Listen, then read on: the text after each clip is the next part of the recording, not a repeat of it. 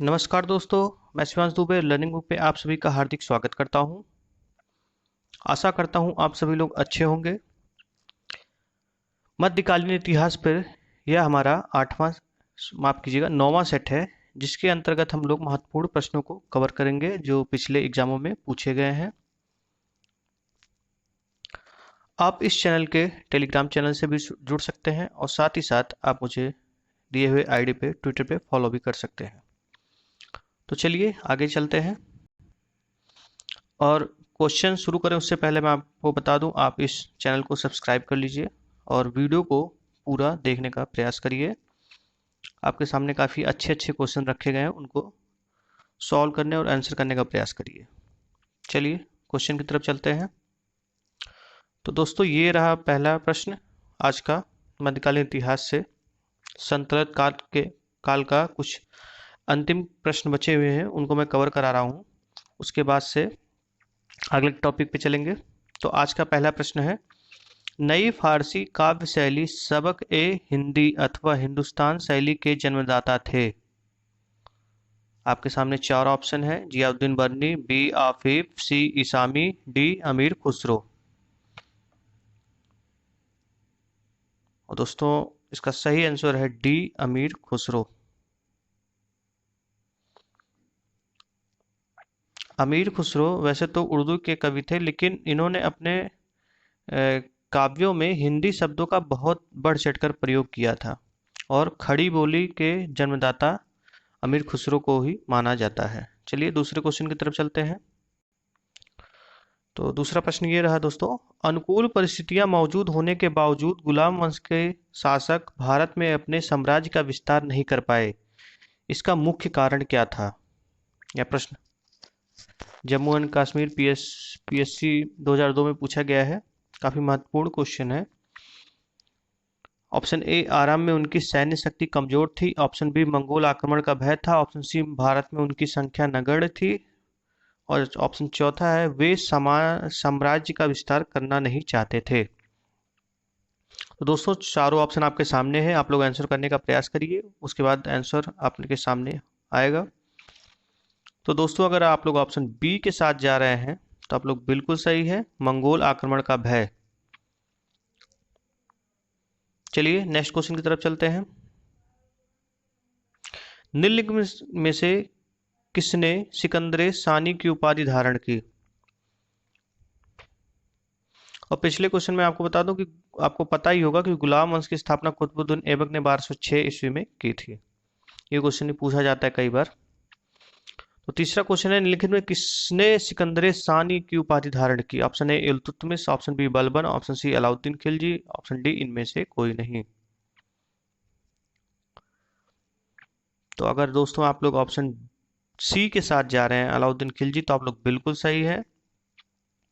अलाउद्दीन काफी ताकतवर शासक था। इसने अपने शासनकाल में कई चीजें ऐसी की जिसके लिए इसे जाना जाता है, जैसे कि अलाउद्दीन खिलजी ने स्थायी सेना गठित की, सैनिकों को नगद वेतन दिया, घोड़ों को दागने की प्रथा प्रचलित की, सैनिकों के लिए हुलिया प्रणाली विकसित की, और सबसे जो महत्वपूर्ण है बाजार नियंत्रण प्रणाली। बाजार नियंत्रण प्रणाली के लिए खासकर अलाउद्दीन खिलजी को जाना जाता है। ये कुछ प्रमुख कार्य थे जिसके लिए अलाउद्दीन खिलजी को जाना जाता है, और ये एग्जाम में पूछ लिया जाता है कि सैनिकों को नगद वेतन देना किसने प्रारंभ किया, स्थायी सेना किसने गठित की, घोड़ों को दागने की प्रथा किसके शासनकाल में प्रचलित हुई, सैनिकों के लिए हुलिया प्रणाली किसके शासनकाल में प्रचलित हुई, और बाजार नियंत्रण प्रणाली किसकी शासनकाल में प्रचलित हुई। तो दोस्तों आप लोग ये सब ध्यान रखिएगा। अलाउद्दीन खिलजी के शासनकाल में जिसने आपको सिकंदर सानी यानी द्वितीय सिकंदर की उपाधि धारण करने वाला बताया, और यह सिकंदर की भांति पूरे विश्व को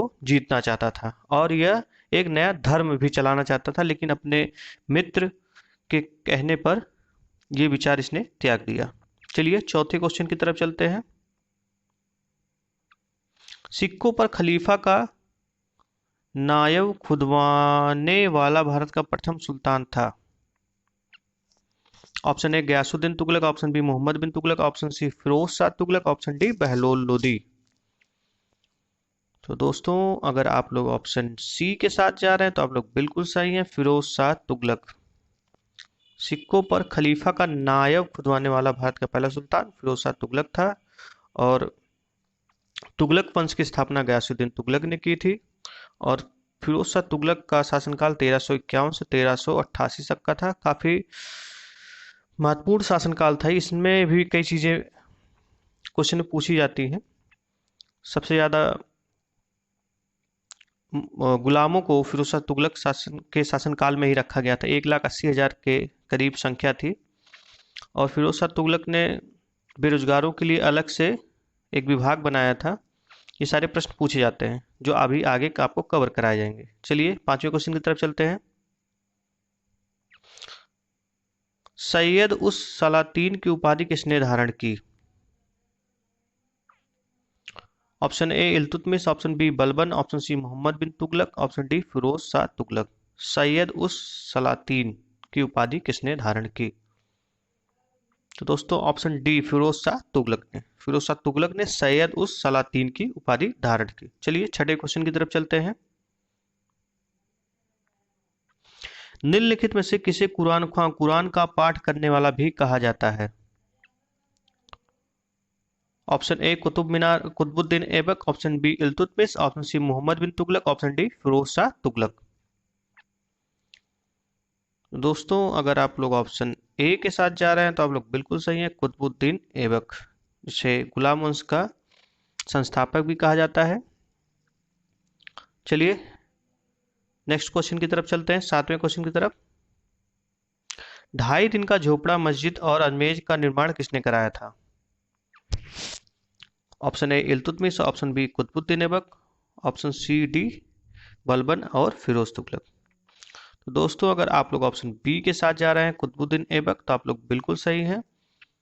और इसके साथ ही कुतुबुद्दीन ऐबक ने कुतुब मीनार का निर्माण कराया था, जिसके कार्य को उसके दामाद इल्तुतमिश ने पूरा करवाया था। चलिए नेक्स्ट क्वेश्चन की तरफ चलते हैं। निम्नलिखित में से कौन अपने को ईश्वर का अभिशाप कहता था? ईश्वर का अभिशाप। तो दोस्तों ऑप्शन ए बिल्कुल सही, चंगेज खां अपने आप को ईश्वर का अभिशाप कहता था। चलिए दोस्तों 9वें क्वेश्चन की तरफ चलते हैं। ये रहा 9वां क्वेश्चन। निम्नलिखित में से किसे बगदाद के खलीफा ने मंसूर प्रदान किया? मंसूर मतलब स्वीकृति पत्र, मानाभिषेक पत्र प्रदान किया। तो दोस्तों अगर आप लोग ऑप्शन बी के साथ जा रहे हैं इल्तुतमिश, तो आप लोग बिल्कुल सही है। गुलाम वंश का वास्तविक जो संस्थापक था वो इल्तुतमिश ही था। चलिए, और इसने कुतुबुद्दीन ऐबक द्वारा शुरू कराए गए कुतुब मीनार के कार्य को पूरा कराया था। चलिए 10वें क्वेश्चन की तरफ चलते हैं। दिल्ली सल्तनत का पहला सुल्तान कौन था जिसने दोआब के आर्थिक महत्व को समझा? Option A Qutubuddin Aibak, option B Iltutmish, option C Alauddin Khilji, option D Mohammad bin Tughlaq.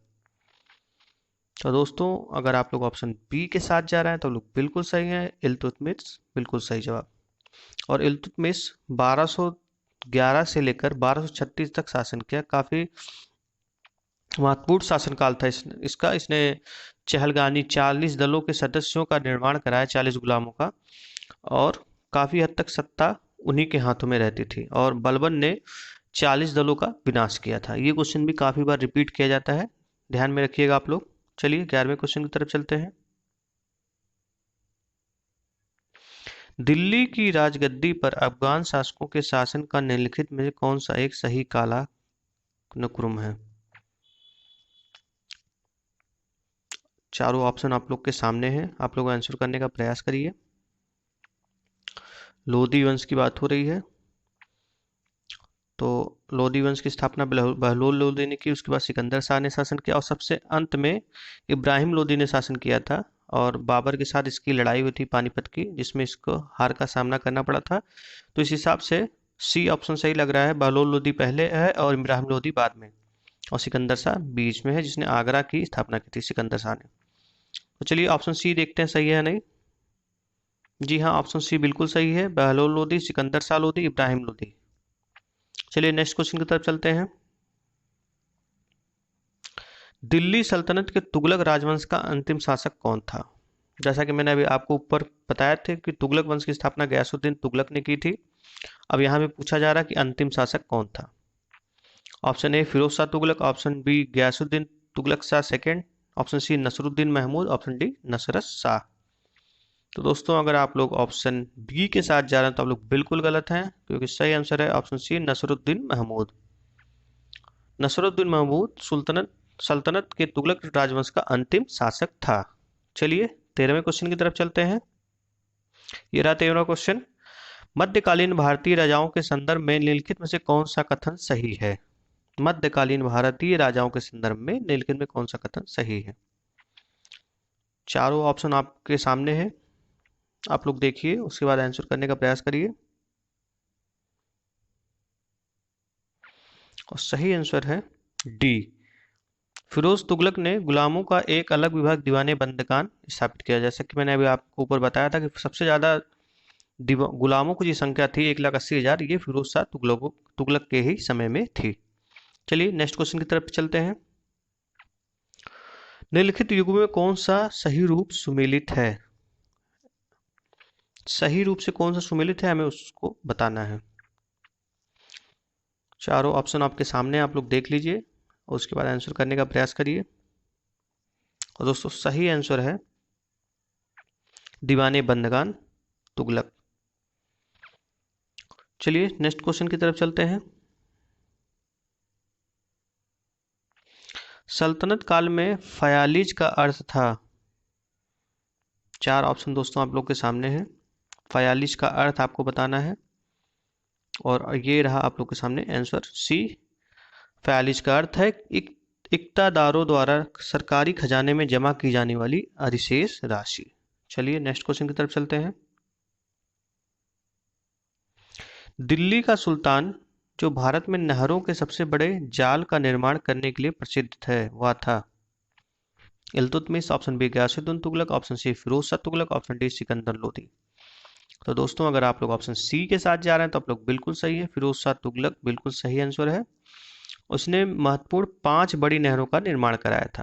हालांकि नहरों का निर्माण कार्य गयासुद्दीन तुगलक के समय में ही प्रारंभ हो गया था। कई बार क्वेश्चन पूछ लिया जाता है कि नहरों का निर्माण का कार्य किसने शुरू कराया था मध्यकालीन भारत इतिहास में, भारत में, तो वो गयासुद्दीन तुगलक है। लेकिन बड़े स्तर पर भारत में नहरों का जो जाल बिछाने का कार्य किया था वो फिरोज शाह तुगलक ने किया था। चलिए नेक्स्ट क्वेश्चन की तरफ चलते हैं। तो दोस्तों ये प्रश्न है, प्रश्न कथन और निष्कर्ष कारण बताना है आपको। तो कथन पढ़ते हैं पहले। भारत में तुर्की प्रशासन सैनिक प्रधान था। प्रारंभ में भारत में तुर्की प्रशासन सैनिक प्रधान था। कारण अग्रणी सैनिक नायकों के बीच देश को एकता के रूप में खंड विभाजित कर दिया था। तो दोस्तों इसका सही आंसर है, पहले मैं बता दूं, प्रारंभ में भारत में तुर्की प्रशासन सैनिक प्रधान था। जी हाँ, अग्रणी सैनिकों और नायकों के बीच देश को एकता के रूप में खंड विभाजित कर दिया था, बिल्कुल सही कारण है इसका। तो ऑप्शन ए सही हो जाएगा। ए और आर दोनों सही है तथा आर ए की सही व्याख्या करता है। चलिए नेक्स्ट क्वेश्चन की तरफ चलते हैं। ये रहा 18वां क्वेश्चन दोस्तों। अपनी शक्ति को समेकित करने के बाद बलबन ने भव्य उपाधि धारण की। तूती ए हिंद, कैसरे हिंद, जिले इलाही, दीन इलाही। तो दोस्तों अगर आप लोग ऑप्शन सी के साथ जा रहे हैं तो आप लोग बिल्कुल सही है, जिले इलाही। बलबन ने जिले इलाही की उपाधि धारण की। चलिए नेक्स्ट क्वेश्चन की तरफ चलते हैं। इल्तुतमिश द्वारा बनवाया गया आतारकीन का दरवाजा जो कि अकबर के बुलंद दरवाजा का प्रेरणा स्रोत बना स्थित है। दिल्ली में, ऑप्शन बी अजमेर में, ऑप्शन सी लाहौर में, ऑप्शन डी नागौर में अर्थात जोधपुर में। तो दोस्तों अगर आप लोग ऑप्शन डी के साथ जा रहे हैं नागौर, तो आप लोग बिल्कुल सही है। और इसी के साथ इल्तुतमिश ने बदायूं में जामा मस्जिद का भी निर्माण कराया था। ये भी क्वेश्चन पूछ लिया जाता है कि बदायूं में जामा मस्जिद का निर्माण किसने कराया था, तो उसका सही आंसर होगा इल्तुतमिश। चलिए नेक्स्ट क्वेश्चन की तरफ चलते हैं।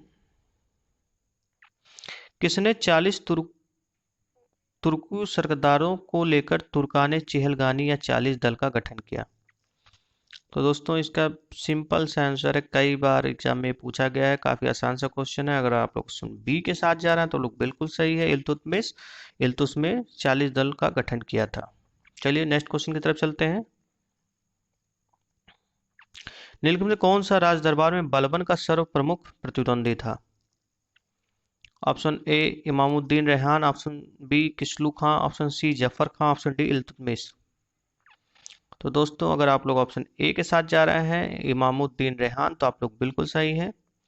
राज दरबार में बलबन का प्रमुख प्रतिद्वंदी इमामुद्दीन रेहान था। चलिए 22वें क्वेश्चन की तरफ चलते हैं। निम्नलिखित में किसने चहलगानी 40 दल का पूर्णतः सफाया कर दिया? Option A Balban, option B Iltutmish, option C Razia, option D Alauddin Khilji.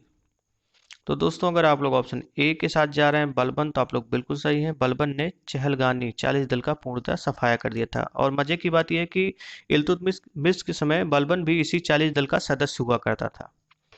और आगे चलकर जब बलबन सत्ता में आया तो इसने 40 दल का विनाश कर दिया, क्योंकि उसे पता था कि इसी 40 दल में अगला शासक निकलेगा। विरोध की भावनाएं काफी ज्यादा बढ़ती जा रही थी, इसलिए सारे विवाद को खत्म करने के लिए बलबन ने 40 दल का सफाया कर दिया। चलिए नेक्स्ट क्वेश्चन की तरफ चलते हैं। किसके राज्यकाल में लखनऊती बंगाल की राजधानी में तुगरिल खां का विद्रोह और दमन हुआ?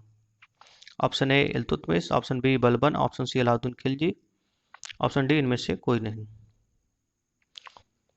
दोस्तों अगर आप लोग ऑप्शन बी के साथ जा रहे हैं आप लोग बिल्कुल सही है, बलबन। बलबन के राज्यकाल में लखनऊती में तुगरिल खां का विद्रोह और दमन हुआ।